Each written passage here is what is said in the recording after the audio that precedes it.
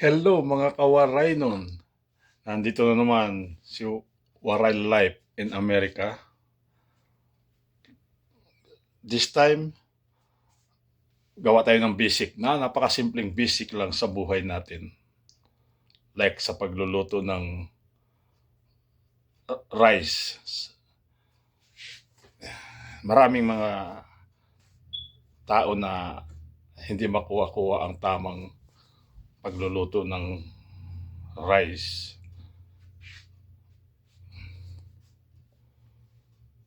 Kaya ngayon, sundan nyo ako. Hopefully makakuha ng konting aral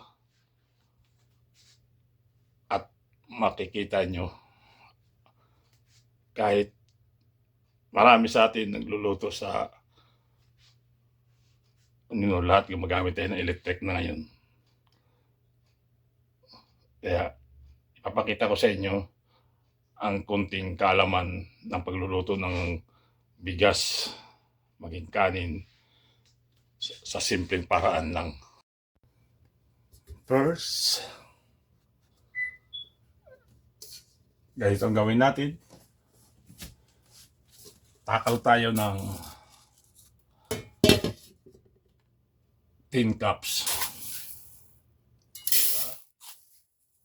Dalawa, tatlo, apat, lima, anim, ito, walo, siyam, 10. 10 cups.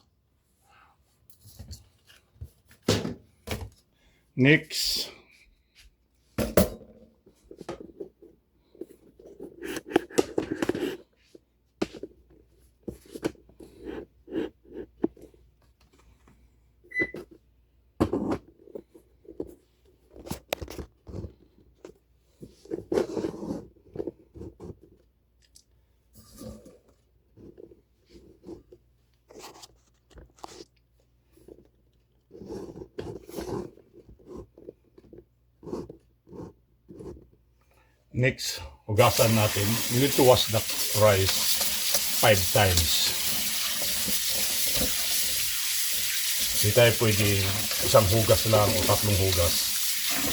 So, kailangan malinis. Ayoko magsalita kung ano man ang sakit. Hindi naman kasi ako doktor.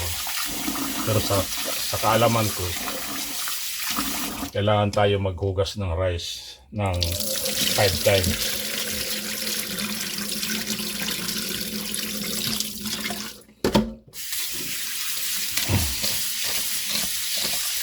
Itong sinasaing ko, 10 cups to, okay? Ito napakasimple lang, hindi ito ordinary lang. O simply, everybody nagluluto ng rice. Pero sa akin, iba.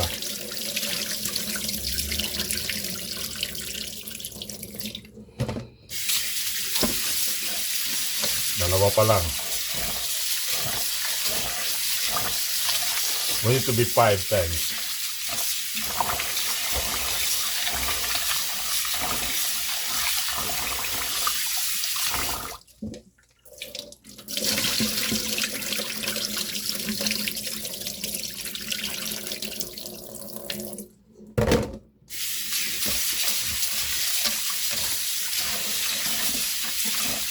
Kasi iwasan natin magkasakit, lalo ng tao.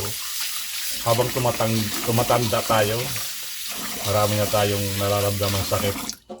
Sa mga basic na gawain, kailangan maging maingat tayo. Like, sa pagluluto ng bigas. Hindi porket simple lang, pero kailangan, sabi niya madali lang, pero kailangan gawin natin ang tama.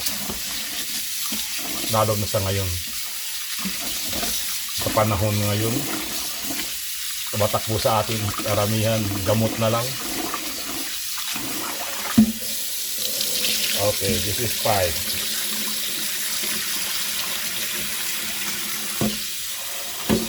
Ngayon, by number tayo, di ba? Naka 10 cups tayo. I know, 10 cups. Ayun o, 10 cups. Sa tin cup na yan, hindi pwede lahat nakuha na sa tin cups. Ayan o, tin cups. Marami yan. Ibig sabihin, lampas siya. Magbawas tayo.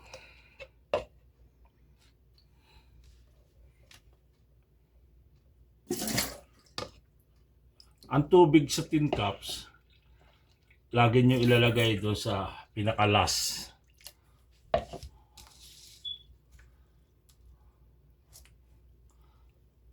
Nakikita nyo yung ilalim ng tin ng 1 sa 0.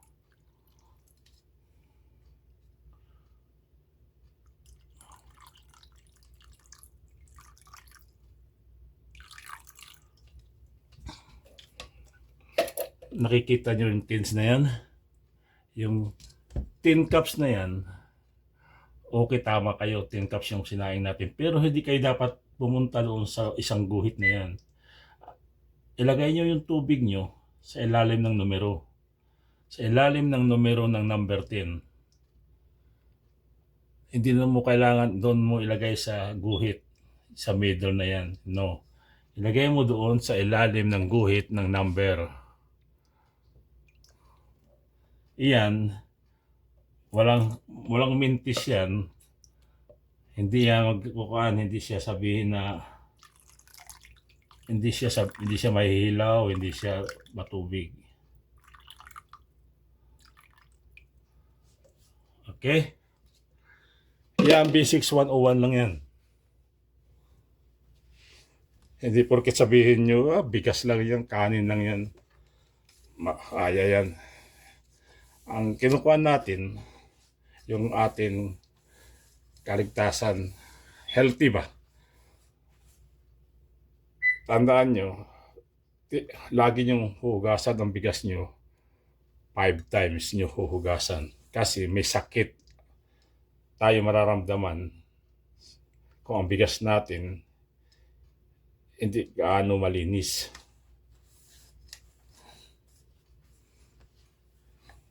Kung magtatanong kayo kung anong sakit, itanong nyo na lang sa YouTube, message nyo ako. Kasi hindi ko pwede sabihin yun kasi hindi ako doktor, hindi ako license. Ngayon, sasarang na natin ang kanin. Yan na.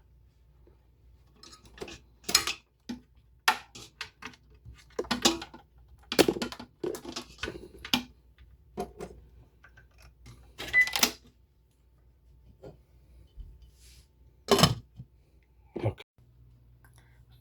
Naalaala nyo yung sa rice. Ngayon, yung rice cook na, I think. Example, para malaman nyo ang rice is cook na, idampi nyo itong palad nyo. Pag tumatalbog na yung kamay nyo, ibig sabihin is cook na siya, hindi na siya lumulubog. Ganyan lang kasimple pagluto ng rice. Basic, pero sa umpisa kailangan natin maging healthy. Alright? Bye!